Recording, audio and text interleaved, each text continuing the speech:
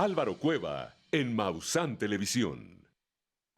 Hola, ¿qué tal? Bienvenidas, bienvenidos. Estamos completamente en vivo. Soy Álvaro Cueva, estoy en Maussan Televisión y esta noche cambiamos de tono para abordar el gran tema nacional.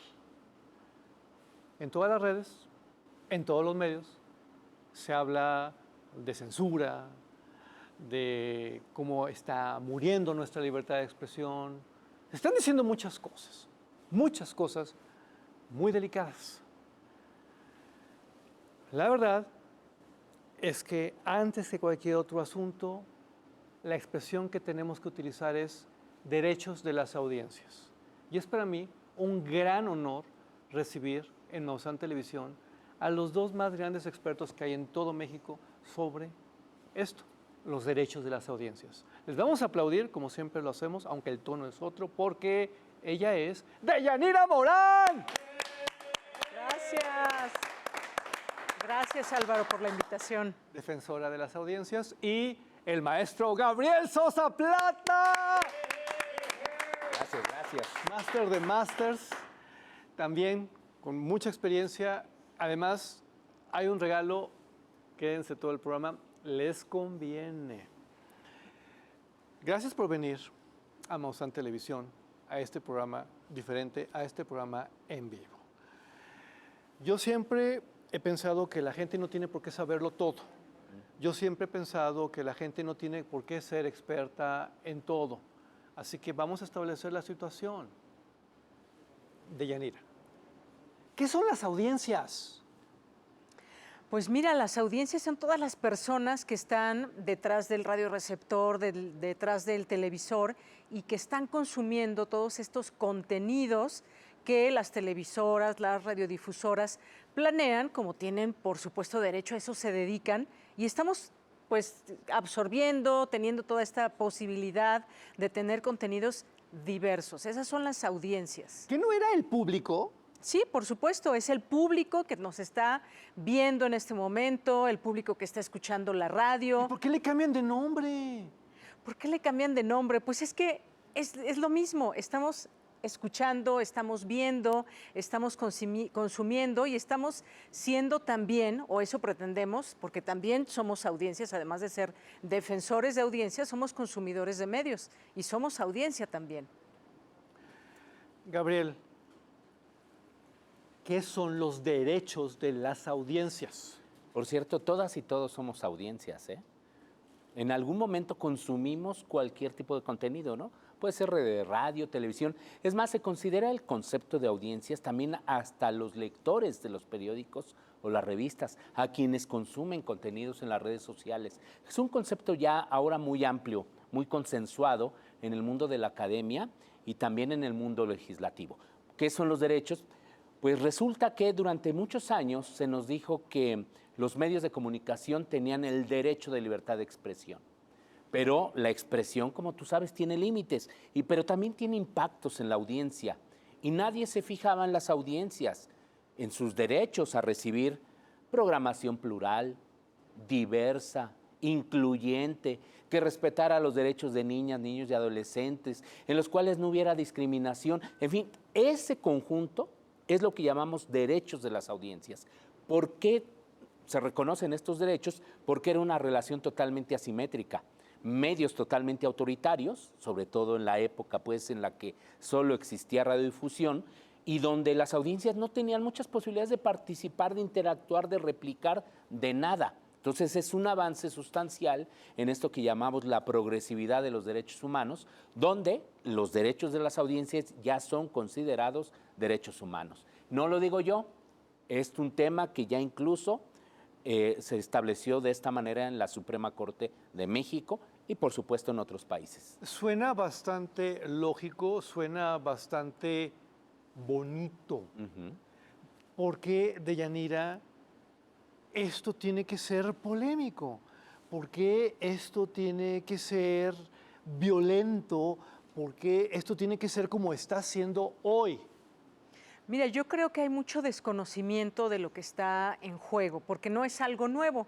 Todo ese tema de la Defensoría de las Audiencias, de los derechos de las audiencias, tiene mucho tiempo, tiene muchos años y aquí en México hay muchas expertas y expertos que han hecho estudios, que han generado documentos como el maestro Gabriel Sosa Plata, donde nos indican cuáles son estos derechos, cómo podemos ejercerlos y yo creo que es el momento idóneo, el momento ideal para que podamos conocer como audiencia, porque no todas, yo estoy segura, no todas las audiencias saben cuáles son sus derechos. Entonces, tenemos que impulsar, yo creo que también desde los medios de comunicación, lo que se llama alfabetización mediática, para que sepan si algún contenido sienten que contraviene sus derechos, estos derechos que tenemos de las audiencias, pueden llevar a cabo una queja. Y esto no significa para nada coartar la libertad de expresión de la persona. Por ejemplo, tú como conductor, tú puedes ser libre, tener hay un código de ética de cada medio de comunicación y tú puedes sentirte completamente libre. Nadie va a llegar y te va a decir, oye Álvaro, no puedes decir esto, no vamos a pasar tu programa porque puede contravenir los derechos. Eso no va a pasar. Ojo con lo que acaba de decir Deyanira, ojo con lo que está diciendo Gabriel.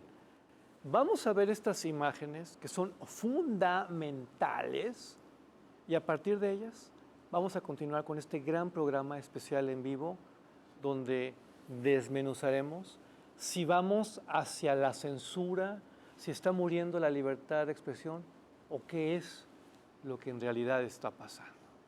¿Ya está lista? ¿Ya está listo? ¡Cháquelo!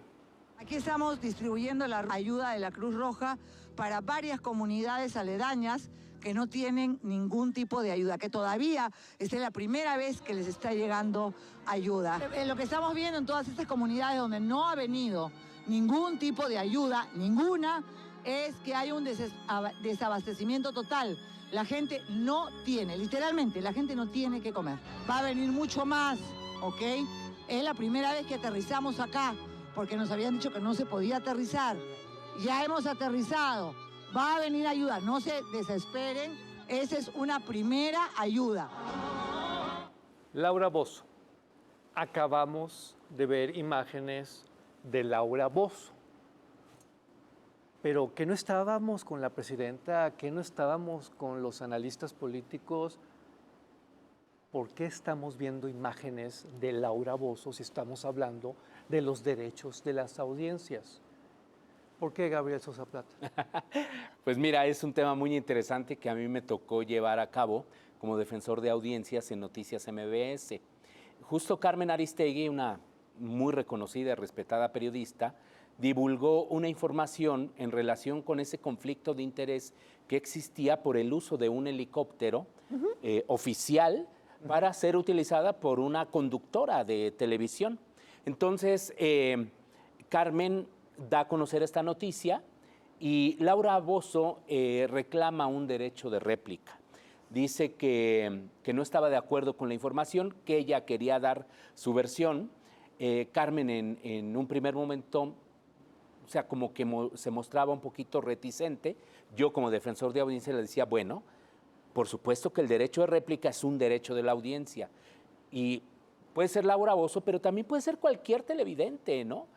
Y dice, bueno, ok, vamos adelante con el derecho de réplica, pero lo único que pido es de que sea grabado, que nos envíe un escrito y aquí lo leemos, en fin. No, Laura no quiso ejercer el derecho de réplica, lo que quería era estar en el estudio haciendo un show, vamos a decirlo, con Carmen, y eso era inaceptable. Pero el derecho de la audiencia, pues justo consistía en eso. Ella es una personalidad, un personaje pues público y los derechos no distinguen de quién se trate. Se estaba garantizando, pero no en las condiciones que ella quería. Estamos hablando del gran tema nacional. ¿Ustedes se imaginaban que lo podríamos vincular con Laura Bozzo? Deyanira, ¿que no esto es solo para noticias políticas y esto? Pues la programación es muy variada y puede ser, y donde más hay esta polémica en muchas ocasiones, es en los temas informativos, en los noticiarios. Pero también aplica para infantiles, pero también Claro. aplica para femeninos, pero también aplica para deportes. así es, y lo que queremos es que pues haya un sentido de toda esta información que se le dé a la gente, que la gente la consuma, pero que también, al ser audiencias críticas, que es lo que pretendemos, queremos ya no tener en algún momento esa hegemonía que se tenía y que tengamos esta posibilidad de democratizar los medios, que esta es una palabra, me parece muy importante. Estoy totalmente de acuerdo. Qué curioso. Ahora que están tantos podcasts y tantas mesas debatiendo la censura en la que hemos caído, pues nadie habla de deportes, de niños, de mujeres, de Laura Bozzo. ¡Chéquelo! ¿Qué tal? Les habla Jorge Armando Rocha. Dice Jorge G. Castañeda, el ex canciller de Vicente Fox, que es una mala señal, que él ya no esté en la hora de opinar de Televisa con Leo Zuckerman. Despidieron a 6 de ellos y de ellas, incluyendo a Denise Dresser. ¿Hay un viraje en Televisa? Bueno, no lo sabemos, pero bueno, de acuerdo a Jorge G. Castañeda, es un acto de censura. Hay que decir que primero tendrían que agradecer varios de ellos haber estado tanto tiempo en la televisora, porque no les pagaban mal, y luego se la pasaban con noticias falsas. Entonces tendrían que agradecer que había un foro en donde podían decir noticias falsas y no pasaba nada. Seguramente encontrará algún otro foro Jorge G. Castañeda, porque el conservadurismo va a persistir. Además, tienen acceso a diversos medios de comunicación, no solo Televisa. Gabriel Sosa Plata, cuéntanos qué pasó aquí. Pues mira, este es una decisión que toman algunos medios de comunicación para, pues, crear una mesa de análisis mucho más plural y diversa, es decir, ejercen su libertad de expresión los mismos concesionarios. Y es lógico, no todos los despidos se refieren a un tema de censura, sino a decisiones fundamentalmente empresariales que tienen que ver con el rating y demás. ¿Qué estaba pasando o qué está pasando en varios de los espacios, en este caso de Televisa particularmente, que estaban ya demasiado cargados hacia una posición política? Y lo que hicieron es abrir esos espacios a otras posturas, lo cual me parece algo acertado porque justo le da una mayor pluralidad de opiniones a sus audiencias. ¿Qué tiene que ver esto con los derechos de las audiencias? Pues justo la pluralidad informativa. Las audiencias pueden reclamar cuando, por ejemplo, una mesa no es lo suficientemente plural. Pero a Jorge Armando entonces no le dieron cuello porque la presidenta lo ordenó, porque un gobierno No, en macabro. lo absoluto no. Esto ya se acabó, Álvaro. Mira, te lo dice alguien que también lleva muchos años en los medios y que he podido documentar históricamente porque lo hemos podido hacer como en sexenios de los años, pues te puedo decir prácticamente desde el nacimiento de la televisión, incluso desde antes del nacimiento de la televisión, desde la radio, pues sí se cambiaban a conductores, a pluma, los presionaban a los medios de comunicación, les hablaban a los directores y ahí sí era para expulsarlos. A Carmen Aristegui pues le tocó también ese episodio. ¿Cómo olvidarlo? No, en dos momentos distintos, tanto en el sexenio de Fox como en el de Felipe Calderón, incluso en el de Peña Nieto, ¿no?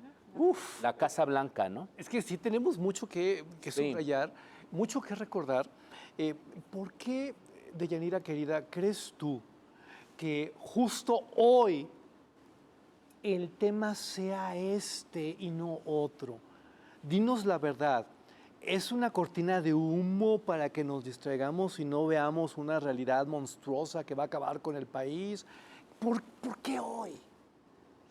Yo creo que hoy es un momento importante porque venimos de un contexto histórico. Han pasado muchas cosas, se van dando cambios en los medios de comunicación y sobre todo, pues han crecido. Creo que a comparación de otros momentos tenemos la posibilidad de elegir lo que queremos consumir también e incluso también buscar programas con los que a lo mejor no estamos muy de acuerdo con estas o cuáles voces, pero están obligados los programas a cumplir ciertos parámetros y eso no tiene que ver con la censura, no tiene que ver con otra cosa. Creo que hay una autorregulación muy válida que debe haber, pero sobre todo también es pensar en el público, como ese público diverso al que se puede llegar y además sobre todo con mucho respeto. Creo que esa es una palabra muy importante, respetar al público. ¿Estamos politizando el tema de los derechos de las audiencias o es político de origen o cómo? Se politiza muchas veces porque pues no se entiende. Yo lo estoy viendo de esta manera. Se está politizando. ¿Qué se está diciendo? Desde el gobierno nos quieren cerrar el micrófono, apagar la cámara, indicarnos qué nos tienen qué les vamos a decir al público, lo cual no es cierto. Ahí están los lineamientos, ahí está la ley en materia de telecomunicación y radiodifusión, y ahí están los derechos que debemos de preservar. No lo está diciendo Gabriel, no lo estoy diciendo yo. Así es como se debe convivir en los medios. Me siento como en la pandemia, que había cualquier cantidad de rumores y cosas extrañas, rituales. Hagamos algo. Vámonos a corte, regresamos. Esto se va a poner muy fuerte, mucho más, pero hay un regalo para usted. Quédese hasta el final, yo sé lo que le digo, no le cambie por nada del mundo. Nadie más está haciendo esto, ¿eh? Soy Álvaro Cueva, estoy en Maussan Televisión. Continuamos.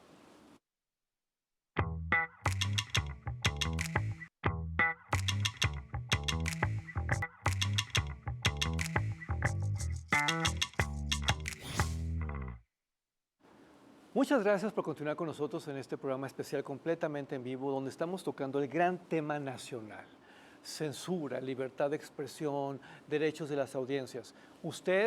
Tú seguramente has escuchado cualquier cantidad de afirmaciones y has presenciado momentos de alto dramatismo, de alto sensacionalismo.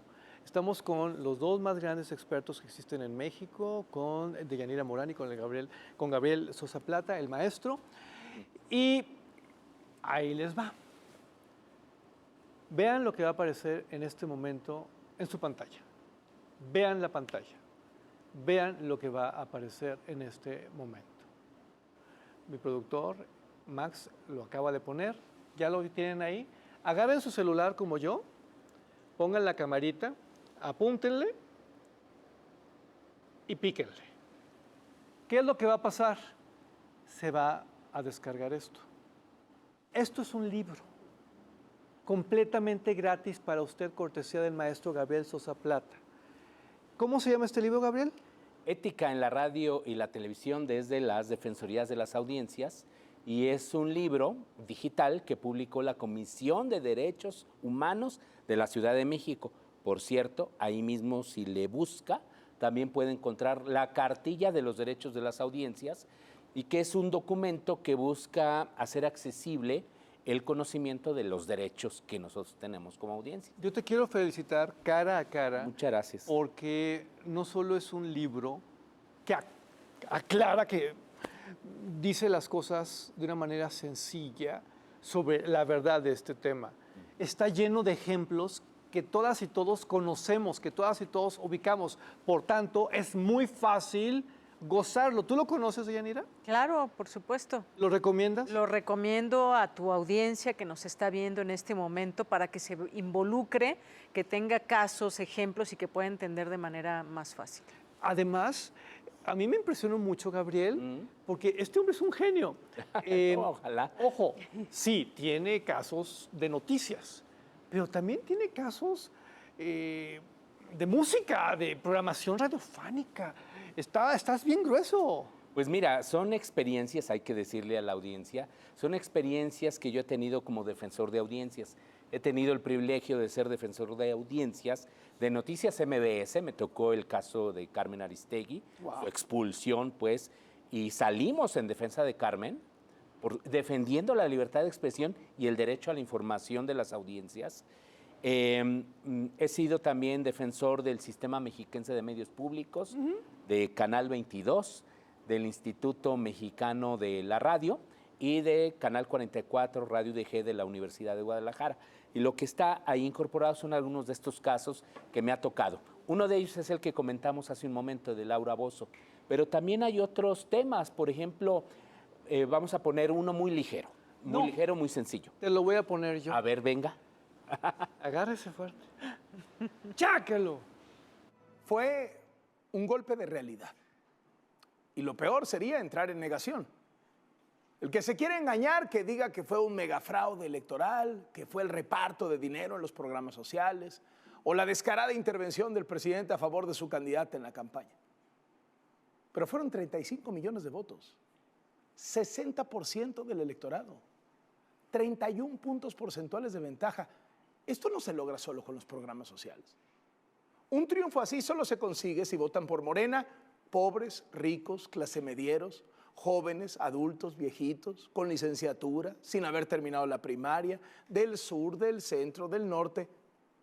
Hoy veo en las redes sociales fotografías de sábanas de resultados pegadas afuera de las casillas que supuestamente no coinciden con el PREP, actas que tienen un error de dedo. Es lo mismo que vi en 2006 cuando López Obrador clamaba fraude electoral. Yo le dije que esto se iba a poner muy rudo y se está poniendo peor. Gabriel, comentaristas, procesos electorales, ¿qué es lo que tienes documentado en tu libro? El código QR va a aparecer intermitentemente en la pantalla. Pues hay varios casos que hablamos al respecto.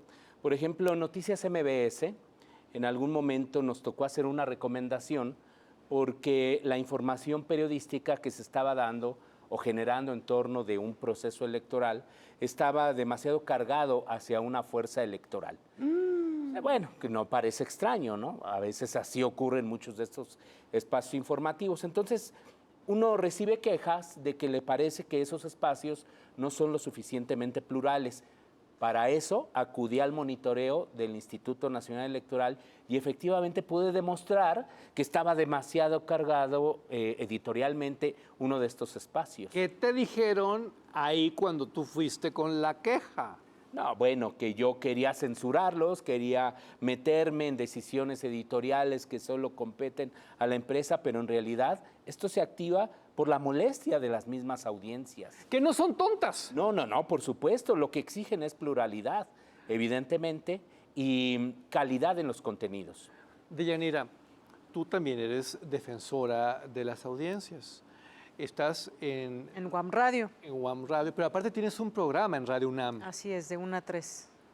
Dinos, ¿es censura que tú vayas y le digas al departamento de noticias de una radiodifusora, aguas porque estás inclinando la balanza solamente hacia un lado? Mira, todo llega desde las audiencias. El defensor no tiene por qué censurar nada en absoluto. Esto viene después de que ya se transmitió el programa de radio o de televisión. Y entonces, si hay alguna persona que sintió vulnerados sus derechos, comienza el proceso a través de una queja. Que hay tiempos para todo esto. Hay una queja que como defensor o defensora, pues tú tienes que analizar y tienes que pedir esa información al programa, al productor, al conductor, para ver qué fue lo que sucedió. Es que nada de lo que me están diciendo se parece a lo que se está Diciendo. gritando en podcast y videos y programas. Porque aquí estás hablando de la gente que está diciendo, oye, dame pluralidad, no de un gobierno que pica una tecla para correrte, no de, o sea, nada que ver. ¡Chéquelo! El exconductor de televisión afirmó que él no financia de ninguna manera al crimen organizado bajo el particular argumento de que la cocaína que consume le llega de forma gratuita. No conforme con esta declaración, el comediante elevó la temperatura de la polémica al expresar una supuesta preocupación logística por el desabasto de estupefacientes en los centros nocturnos tras la caída del líder criminal. Este clip es particularmente escabroso porque, así como hace rato teníamos a una Laura Bozzo, aquí tenemos a un Adrián Marcelo. Usted sabe, ¿ok? Perfecto. Resulta que aquí está vinculado a alguien que tiene que ver con el crimen organizado. Yo no quiero hacer afirmaciones, lo que quiero es que usted entienda el contexto, porque si no, pues vamos a cometer los errores que se están cometiendo en otras partes. ¿A dónde quiero llegar? Gabriel, qué bonita la Defensoría de las Audiencias en medios de comunicación. Pero ¿qué pasa cuando hablamos del mundo digital? ¿Qué pasa cuando hablamos de redes sociales como donde está Adrián Marcelo? Ahí no va a haber nada. Pues desafortunadamente no tenemos un esquema de protección lo suficientemente sólido, no contamos con una legislación. Todo queda en el ámbito propiamente de las plataformas, que son las que determinan qué es lo que debe ser más visto, qué es lo que desde su punto de vista se debería censurar o demás. Uno puede presentar, por supuesto, reclamos sobre ciertos contenidos, pero las plataformas se convierten en las grandes, podríamos decir, las que toman las grandes decisiones en relación a todo lo que se distribuye en las plataformas y en las redes. Es decir, tienen un poder no solo económico, político, sino también de visualización de muchos de estos contenidos. No significa también, por cierto, que las audiencias queden del todo desprotegidas, pero llevar a cabo un proceso, por ejemplo, de demanda, no, eso se lleva mucho, en efecto. Entonces, estamos expuestos a todo esto y si ya consideras a las audiencias infantiles, todavía la preocupación debe ser mayor. Yo ya estoy poniéndome muy mal porque, a ver, Deyanira, ahí te va. Las redes sociales, estas plataformas, ¿son más poderosas que los medios de comunicación? Yo creo que en algunos casos sí, por supuesto. Se vuelven virales, un contenido, y se puede repetir millones de veces. ¿No es un tanto competencia desleal que nos estemos rasgando las vestiduras peleando por los derechos de las audiencias en radio y televisión y no lo estemos haciendo en redes? Bueno, ya ni la Iglesia Católica, caray, o sea, esto es más que intocable. Claro, debería haber una regulación porque están pasando muchas cosas ahí y bueno, está ahora todo este tema donde muchos jóvenes, niños, niñas están muy enganchados en todo este tema de las redes sociales, no consumen muchas veces ya la televisión, no consumen la radio, están consumiendo redes sociales y esto nos debe de alertar porque no hay una regulación. ¿Por qué en los podcasts y en todas estas mesas histéricas no se habla de eso, Gabriel? Pues debería hablarse, pues justamente yo creo que es parte del debate que debemos tener porque en efecto hay que decirle también a las audiencias que estos lineamientos que está poniendo a consulta, todavía no se aprueban, pero se ha debatido mucho, a consulta a la Comisión Reguladora de Telecomunicaciones, solo regulan la protección de los derechos de las audiencias en radio y televisión abiertas, así como en la televisión de paga. Ahora, la presidenta de la República sí ha puesto en la mesa de discusión el hablar, todos los lunes lo está haciendo, sobre el impacto de las redes sociales en las niñas, niños y adolescentes, que debería llevarnos ya a una decisión de carácter jurídico. Oigan, quédense porque se pone peor. De mí se acuerdan, completamente en vivo, Gabriel, Deyanira, Maussan Televisión, continuamos. No le cambien.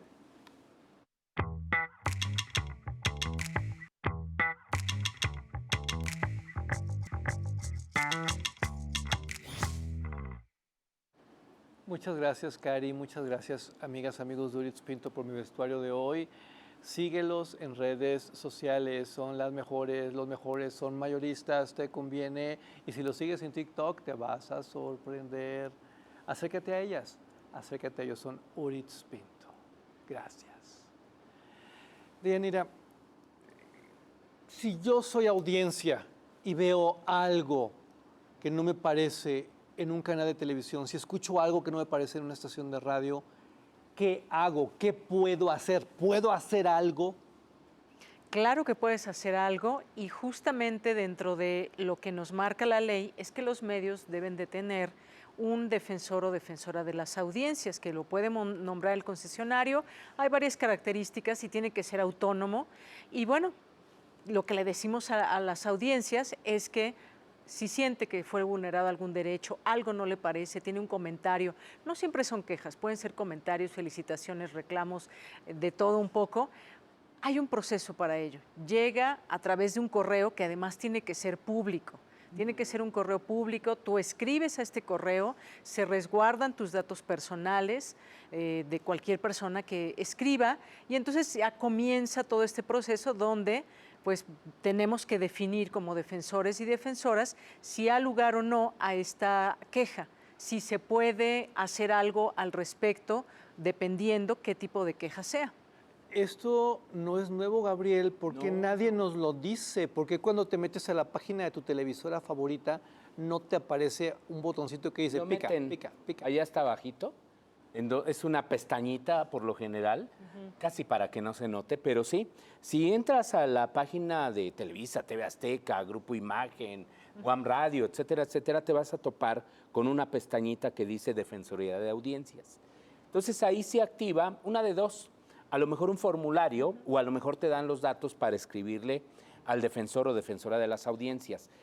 Las defensoras y defensores no censuramos, no hacemos revisión previa de contenidos. Actuamos una vez que se transmitió y se presentó una queja, un reclamo, una opinión de la audiencia. Nosotros no decidimos, analizamos el caso y tomamos en consideración lo que dice la audiencia, pero también lo que dice el medio. Se valora, se revisa la ley que dice al respecto, se revisan estándares internacionales, lo que dice la Constitución, etcétera, etcétera, y si fuera el caso, se emite una recomendación que puede ser interna o puede ser pública. La recomendación es lo que activa la reparación del derecho vulnerado. ¿Dónde está la censura del gobierno en todo este proceso? Es que el mundo al revés. ¡Chéquelo!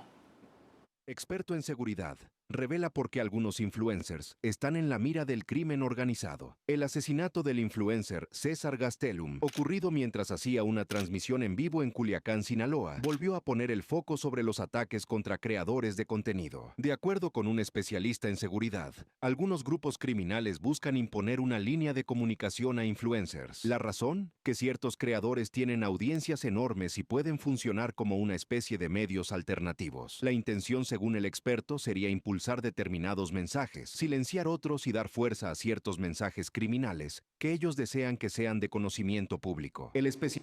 Se pone peor, se pone peor, se pone peor.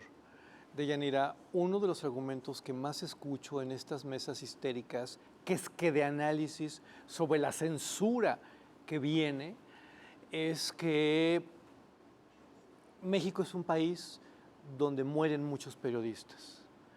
¿Qué tiene que ver esto con los derechos de las audiencias? Perdóname, a lo mejor soy muy idiota y no lo sé. No, para nada, toda pregunta es válida y pues es un tema muy preocupante, por supuesto, el tema de los periodistas que son asesinados propiamente por su trabajo como periodistas, pero la Defensoría de las Audiencias, pues sí, es otra cosa completamente distinta. A ver, Gabriel, sí. ¿Significa que si yo ejerzo mis derechos, si esto avanza, va a haber más periodistas muertos? Por supuesto que no. Al contrario, vamos a tener una mejor sociedad, vamos a tener mejores contenidos, una mejor programación. Vamos a respetar los derechos humanos. De eso se tratan los derechos de las audiencias. ¿Por qué se enojan tanto? ¿Hay lana atrás de esto? Pues mira, hay una parte ahí que puede llegar quizás a afectar algún interés económico. Por ejemplo, todos sabemos que cuando escuchamos un noticiario de radio o vemos un noticiario de televisión, algunas de las notas o entrevistas son pagadas. Entonces, eso no se le dice a la audiencia.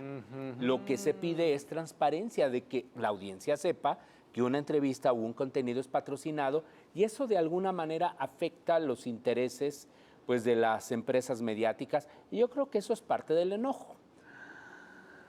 Esa es una parte, pero hay otra que tiene que ver con que un sector de la industria, no todos, porque el otro día me entrevistaron de una radio comercial y decían, nosotros estamos de acuerdo con los lineamientos, la verdad es que no tenemos problema. Todos los días lo que procuramos hacer es un periodismo honesto, ser transparente con nuestras audiencias, los lineamientos nos ayudarán a ser todavía mejores, pero bueno. O un sector de la industria imponía las reglas del juego en todo el aspecto regulatorio y ahora ya no. Estamos en tiempos distintos donde pues ya no se hace esto en acuerdo, en mutuo interés con el poder político, sino que pues ahora hay otras fuerzas que son las ciudadanas que están llevando a cabo estos cambios. Qué grueso lo que nos acabas de decir y por favor abra bien los ojos. ¡Chéquelo! A mí me genera mucho dinero el hate, mucho. Entonces, mucho más. Me encantó esa revelación tan honesta, tan franca. Los haters ven más mis videos que mis seguidores. Más allá de que sean grandes consumidoras, son grandes mecanismos de marketing. La gente que no conoce mi mensaje, que no se ha tomado el tiempo de escuchar 5 minutos de lo que yo hablo. De ver un clip completo. De ver un clip completo. Yo sabía que iba a decir, él es el malo. Él es el machista, este estereotipo del hombre machista, violento, que habla fuerte, que hemos estado esperando por los últimos 20 años que hemos estado hablando de esto. Necesitamos necesariamente de que hombres y mujeres podamos colaborar, de que hombres y mujeres podamos comunicarnos, podamos empatizar. Ya descargó lo que aparece aquí en el código QR, ahora o nunca, ¿eh? Descárguelo, descárguelo, descárguelo. Viene esta historia, Gabriel. El Temach. Resúmeme, ¿quién es el Temach? Porque a lo mejor alguien que nos está viendo en Tlaxcala no sabe. Bueno, es un influencer que tiene en efecto mucha influencia, muchos seguidores, pero su visión sobre la relación de pareja, sobre la relación entre hombres y mujeres, es, podríamos decir que una visión muy machista, muy retrógrada, comparado pues con el avance que se ha dado de las luchas feministas y de los derechos de las mujeres. ¿Por qué estamos viendo también al Temach? Es decir, como un ejemplo. Sí. Porque resulta que en Canal 22, y les platico muy rápido la historia, en Canal 22 se iba a entrevistar al Temach en el espacio de Kimberly. Ya se había anunciado y ante la presión de los grupos feministas, el Canal 22 tomó la decisión de no transmitir este programa del Temach, lo cual generó otras protestas. A mí me llegaron todas estas propuestas. ¿Cómo lo resolví? Pues en realidad no lo resolví porque nunca se transmitió el programa. Ahora, ¿es un tema de censura? Sí y no. O sea, autocensura porque consideraron que era un programa que vulneraba los derechos de las mujeres desde su punto de vista. Y al mismo tiempo era una decisión racional que toma el medio para no propagar estas ideas de cómo deben ser estas relaciones de poder, en algún sentido, discriminatorias entre el hombre y la mujer, que es lo que propaga el Temach. Muchas personas, Deyanira, confunden libertad de expresión con puedo decir cualquier cosa, incluyendo el odio. ¿Se vale? No, no se vale. La libertad de expresión pues está inscrita en nuestra Constitución política de los Estados Unidos mexicanos, pero también tiene sus límites. Tiene el límite, por ejemplo, de que no podemos ventilar la vida privada de personajes, de personas. Eso, pues eso ya no es libertad de expresión, eso ya queda en otra situación. Entonces, yo creo que todo esto también viene de luchas y creo que si estamos en este momento discutiendo hoy todo el tema de la Defensoría de las Audiencias, los derechos, es porque hemos avanzado y queremos llegar a un buen puerto. Vamos a llegar a un buen puerto. Quédense con nosotros, viene la conclusión y espérense, no le cambie.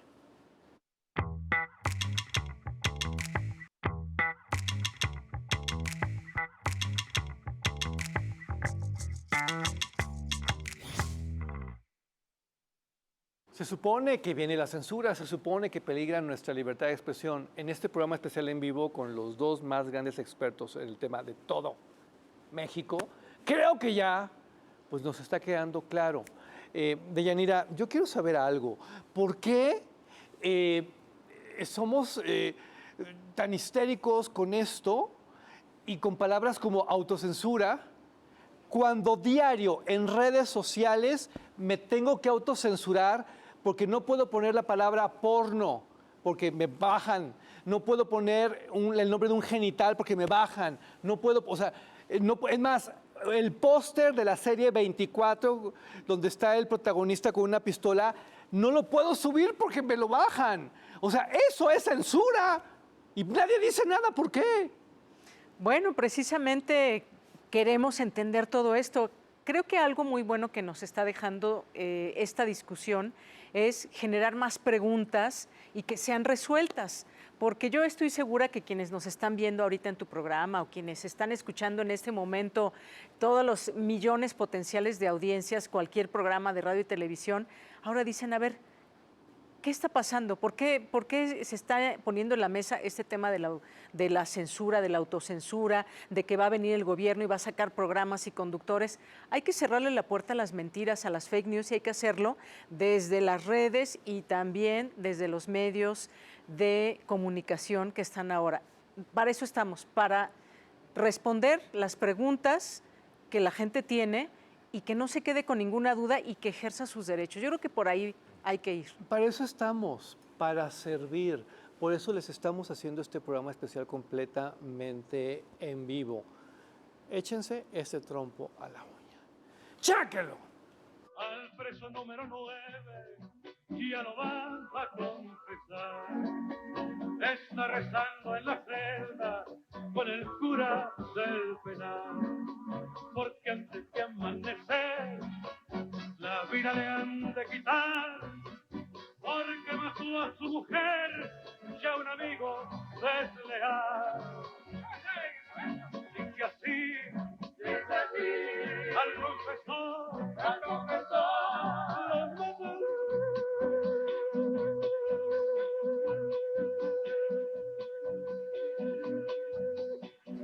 Estamos de acuerdo en que el maestro Cantoral es épico, un orgullo de México. Esta es su canción, El preso número 9. ¿Qué problema hay con esta canción, Gabriel Sosa Plata? Bueno, pues es un caso que recibimos en Radio UDG. Hubo una académica que documentó ampliamente el por qué le parecía que la canción El preso número 9 justificaba un feminicidio. Así es, y le parecía que era incompatible con los contenidos de una radio universitaria, una radio pública, y analicé el caso. Y ahí lo que sugerí, lo que recomendé, fíjense, no es censura, lo que se recomendó es de que algunas de estas canciones que tienen un contenido pues particularmente antiderechos humanos, pues, como es un feminicidio, evidentemente, se transmitiera con contexto, con una explicación de por qué se transmitía esa canción. Y a lo mejor era pues por el autor, por el momento histórico en el que se hizo, pero que se explicara algo que deberían hacer muchas estaciones de radio, de muchos de estos nuevos grupos que tienen como que cierto tema, ¿no? Ahí de hacer menos a la mujer y demás, deberían transmitirse con un contexto, con una explicación. Lo que acabas de decir es maravilloso. Es como cuando usted y yo queremos ver Peter Pan en Disney Plus y antes de que aparezca Peter Pan te ponen unas leyendas de advertencia. Pues claro, sí. Vista con los ojos de 2026, Peter Pan es aberrante. Lo siento. Vista con los ojos de cuando se hizo, es una obra maestra y es dulcísima. Sí, pero como vivimos en un país, y en general América Latina, con una enorme violencia hacia las mujeres, entonces estas canciones no abonan en ese tema. Y lo que buscan pues las defensorías de las audiencias es de no censurarlos, sino transmitirlo eso, con un contexto. Y eso es lo que se recomendó. No lo atendió, por cierto, la radio UDG, pero sí sé que hicieron una revisión de algunas de estas canciones que pudieran fomentar la violencia hacia las mujeres. ¿El programa de hoy les sirvió, señora? ¿El programa de hoy te sirvió? Vamos con las conclusiones. Yo quisiera que en una frase, mi muy querida Deyanira, le dijeras algo a la grúa. Yo le quiero decir a nuestras audiencias en este momento que se informen, no va a venir el coco, no va a venir el lobo, ni mucho menos. Al contrario, ustedes se van a empoderar conociendo cuáles son sus derechos, ejercerlos, y el país, desde los medios de comunicación, tiene que sí o sí funcionar mejor. Así tenemos que despedirnos con la voz autorizada, además de una mujer. Muchas gracias, Gabriel. Yo te quiero dar las gracias por regalarnos tu libro. No, a ti muchas gracias por difundirlo. Léanlo, infórmense, no caigan en trampas. Gracias. Gracias. Hasta la próxima.